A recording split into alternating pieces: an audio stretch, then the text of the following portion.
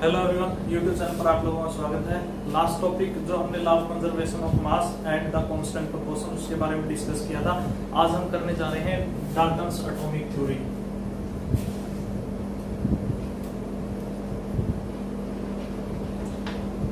John Dalton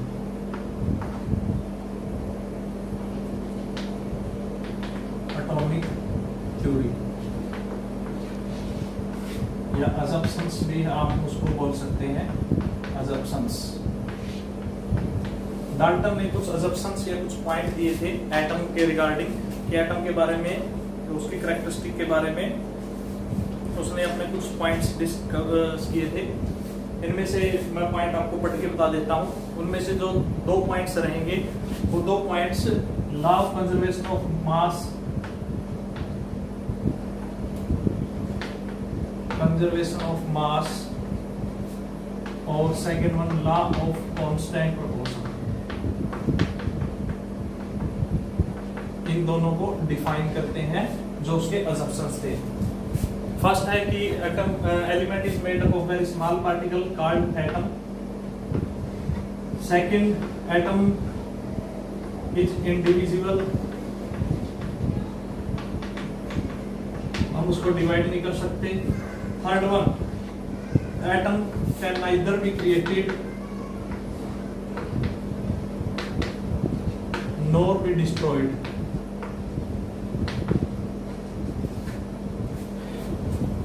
The matter made up of small particle called atom. Second one, atom can neither be divided या indivisible, atom को हम divide नहीं कर सकते। Third one, atom can neither be created nor be destroyed. Fourth one, atom are of various kind. अब हमारे पास देखिए जितने एलिमेंट्स हैं, हम अगर टेबल की बात करें जो 115 यानी 115 एलिमेंट्स है, तो हम कह सकते हैं कि यहाँ 115 टाइप्स के एटम्स भी है। यहाँ atom of different atom have different mass, size and chemical composition या केमिकल प्रोपोजिशंस हम जिसको बोल सकते हैं कि जितने भी डिफरेंट टाइप के एलिमेंट हैं सबके एटम भी अलग अलग है और सभी एटम एक दूसरे से मास में, साइज में और जो केमिकल प्रॉपर्टीज है उसमें अलग है। नेक्स्ट पॉइंट बात करें, atom number and kind of atom in a given compound is a fix, कि किसी भी कंपाउंड में नंबर ऑफ एटम और काइंड है वो फिक्स रहते हैं। और atom of the same element can have the more ratio than composition. कहने का मतलब है इतने जितने भी असम्पशंस न्यूटन्स डाल्टन ने दिए थे उनमें से अगर हम दो पॉइंट्स की बात करें, first can neither be created nor be destroyed, and second one उसने बताया था कि number and type of atom in compound is fixed। ये जो दो assumptions है, ये दो assumptions दो लॉ को डिफाइन करती है। दोनों assumptions, फर्स्ट assumptions अगर मैं दोबारा बताऊं कि atom can neither be created nor be destroyed, कि एटम को ना ही हम बना सकते ना ही खत्म कर सकते। मान लीजिए एक ये डिफाइन करता है लॉ ऑफ कंजर्वेशन ऑफ मास। वो देखिए ये कैसे डिफाइन करता है। लॉ ये केमिकल कंपोजिशन के हैं, इसमें हम लॉ ऑफ कंजर्वेशन ऑफ मास, ये डाल्टन की एक कंजप्शन थी जिसमें उसने कहा था कि atom can neither be created nor be destroyed, उसके ऊपर बेस्ड है। अब हम एक कंपाउंड लेते हैं कैल्शियम कार्बोनेट। अगर हम इसके अंदर इसकी मास की बात करें, टोटल मास, वो कैसे डिफाइन होता है इस लॉ के अकॉर्डिंग। उसने कहा कि neither be created nor be destroyed, मतलब ना तो हम उसको तोड़ सकते एटम को, ना ही हम उसको पैदा कर सकते, मतलब जितने हैं उतने ही रहेंगे।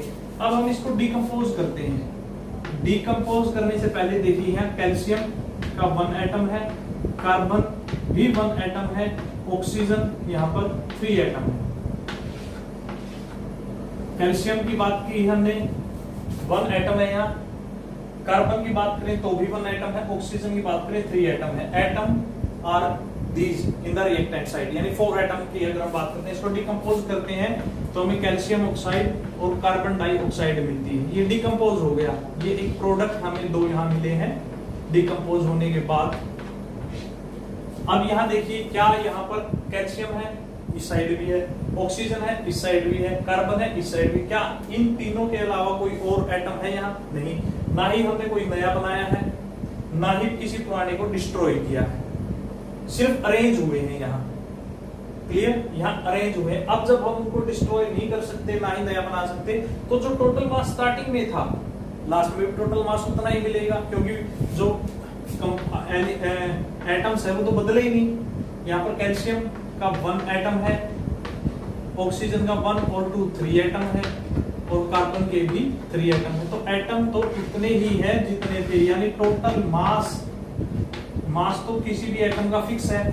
तो जो टोटल मास है वो यहाँ फिक्स है, तो यहाँ भी फिक्स होगा, मतलब चेंज नहीं हुआ। तो इस जो अजम्पशन है can neither be created nor be destroyed atom के बारे में उसने लॉ ऑफ कंजर्वेशन ऑफ मास को डिफाइन किया है। ये डाल्टन्स की अजम्पशंस थी। वैसे बहुत सारी अजम्पशन है, लेकिन हर एक अजम्पशन किसी न किसी लॉ को डिफाइन करती है। फिलहाल जो केमिकल कंपोजिशन की हमारे पास लॉ है, law of mass of conservation and constant proportion. Second जो बोलता है number and kind of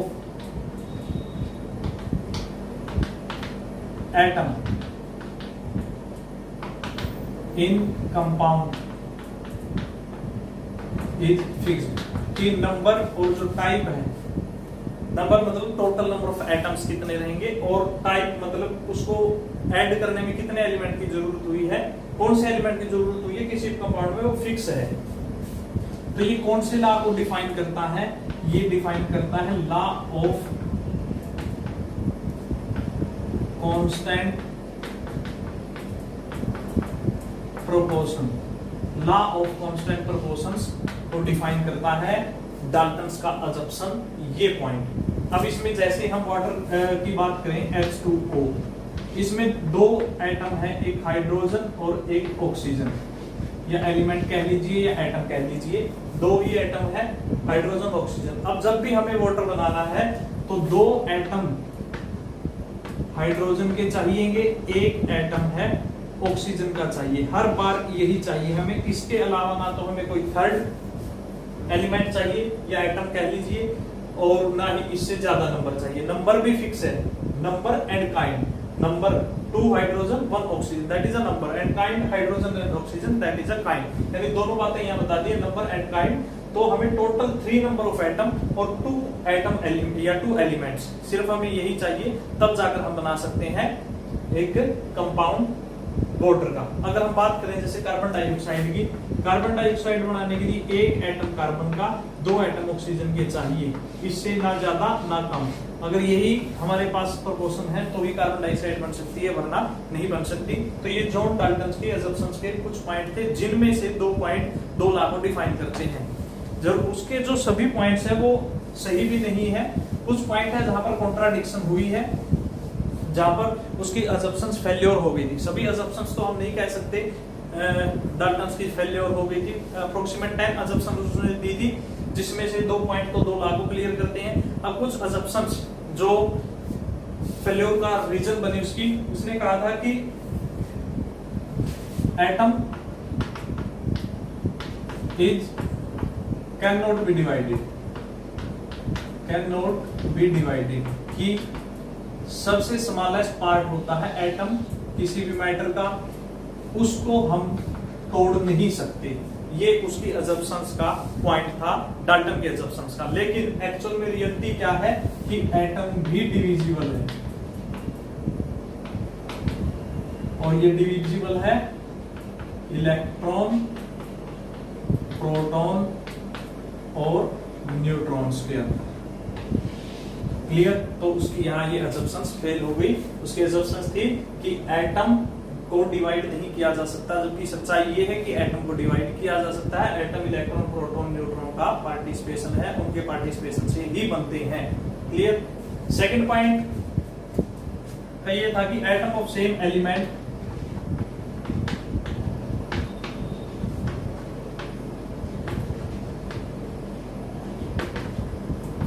have same mass, कि एक एलिमेंट के अंदर जितने भी एटम हैं उन सभी का मास सेम होता है।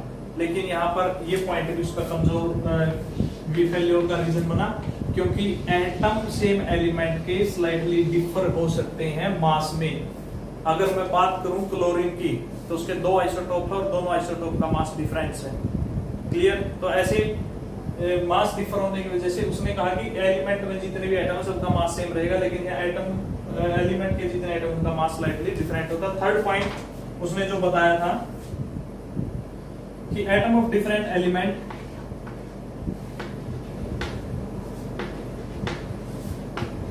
atom of different element have different mass, have different mass। जैसे कि अगर मैं बात करूं हाइड्रोजन के जो एलिमेंट के एटम है उसका मास ऑक्सीजन के एलिमेंट के जो एटम उसका मास बराबर नहीं हो सकता। इसके कहने का ये पॉइंट है, मतलब दो डिफरेंट एलिमेंट है उसके अंदर जो एटम है उनका मास इक्वल कभी नहीं हो सकता।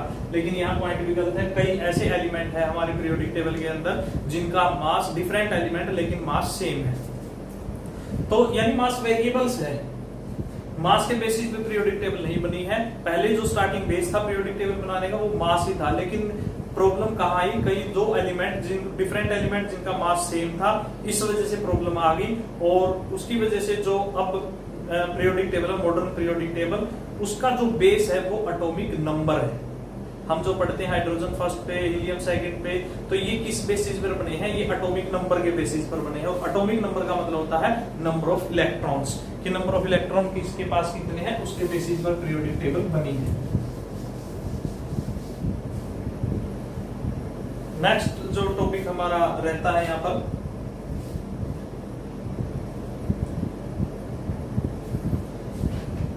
एटम। एटम को हम कह सकते हैं स्मॉलेस्ट, अब हम इसको ये नहीं कह सकते डिवाइड नहीं हो सकता, डिवाइड हो सकता है। Smallest part of matter, matter का जो सबसे छोटा पार्ट होता है। जैसे किसी मकान को बनाने के लिए बिल्डिंग ब्लॉक्स वहां ब्रिक्स होते हैं, वैसे भी किसी मैटर को बनाने के लिए बिल्डिंग ब्लॉक्स या जो मिनिमम जो इकाई यूनिट जिसको हम बोल सकते हैं वो एटम है। एटम जो है वो मोस्ट ऑफ एलिमेंट के एटम, मोस्ट ऑफ एलिमेंट्स के एटम है वो हमें कंबाइंड स्टेट में मिलते हैं। कंबाइंड का मतलब होता है जुड़े हुए, वो कंपाउंड की फॉर्म में, मॉलिक्यूल की फॉर्म में, इस फॉर्म में हमें मिलते हैं। उनका रीजन क्या है, उनका रीजन है वो काफी रिएक्टिव है। ज्यादा रिएक्टिव होने की वजह से वो स्टेबल नहीं हो सकते और स्टेबिलिटी के लिए वो कंबाइंड फॉर्म में रहते हैं, कंबाइंड फॉर्म। ठीक है, जैसे ऑक्सीजन की बात करें, अकेला एटम ऑक्सीजन का कभी नहीं मिलता, ये O2 की फॉर्म में मिलता है। हाइड्रोजन की बात करें तो H2 की फॉर्म में मिलता है। क्लियर? क्योंकि ये ज्यादा रिएक्टिव और ज्यादा रिएक्टिव होने की वजह से ये फ्री स्टेट में नहीं रह सकते। एटम के अगर साइज की बात करें कि इतना स्मॉलेस्ट होता है, वैसे तो हम इसको हाई पावर माइक्रोस्कोप से भी नहीं देख सकते। एक आइडिया के अकॉर्डिंग अगर 1 सेंटीमीटर हमारे पास कोई कॉपर की लाइन है 1 सेंटीमीटर लेंथ, जिसका क्रॉस सेक्शन हम काफी स्मॉल मानते हैं, तो उसके अंदर approximately 3 crore 50 lakh number of atoms मिल सकते हैं या मिलते हैं। और जो यहां से इससे हम आइडिया लगा सकते हैं कि जो एटम है उसका साइज कितना स्मॉल हो सकता है। और जो एटम के साइज की अगर हम बात करें तो वो जो डायमीटर है या सॉरी एरिया क्रॉस सेक्शन है, जो एटम है वो सर्कुलर फॉर्म में होते हैं, सर्कल। तो सर्कल है, स्फेरिकल बोल सकते हैं, स्फेरिकल इलास्टिक स्फीयर होते हैं एटम की जो स्ट्रक्चर होती है, इलास्टिक स्फीयर। तो उसमें जो साइज है वो रेडियस के अकॉर्डिंग मापा जाता है। और जो रेडियस है किसी भी एटम की वो नैनोमीटर में मापी जाती है। Nanometre, 1 nanometre is equal to 10⁻⁹ metre, इसके इक्विवेलेंट होता है। हाई पावर माइक्रोस्कोप से हम इसको नहीं देख सकते हैं और इसको देखने के लिए हमें जो जरूरत रहती है वो SPM होता है। SPM का मतलब होता है scanning tunnelling microscope, scanning tunnelling microscope. इससे हम उसकी एक कंप्यूटर पिक्चर है वो ले सकते हैं। और जो सबसे छोटा एटम जिसकी बात करें वो हाइड्रोजन का है। और अगर उसकी रेडियस की बात करें तो 0.037 into 10⁻⁻⁹ मीटर। और कुछ टेबल आपकी बुक में भी गिवन है उनकी रेडियस से रिलेटेड, एलिमेंट्स एटम की रेडियस से रिलेटेड, तब आप उसमें पढ़ सकते हैं। तो यहाँ जो हमारा टॉपिक है वो कंप्लीट होता है। कल हम बात करते हैं सिंबल्स के बारे में कि जो सिंबल्स है वो कैसे दिए गए, उनकी स्टार्टिंग कहाँ से हुई, फाइनलाइजेशन किसने किया, और जो सिंबल है, सिंबल को बनाने का काम, बताने का काम IUPAC का होता है, जिसको बोला जाता है, या कोई नया एलिमेंट आ जाए उसको भी नाम देना, वो IUPAC करती है, international union of pure and applied chemistry, international union of pure and applied chemistry, IUPAC। Clear? तो ये ध्यान रखना कि IUPAC का क्या काम होता है, जितने भी एलिमेंट्स होते हैं उन सभी को नाम देना और सिंबलाइजेशन करना, वो IUPAC का ही काम होता है।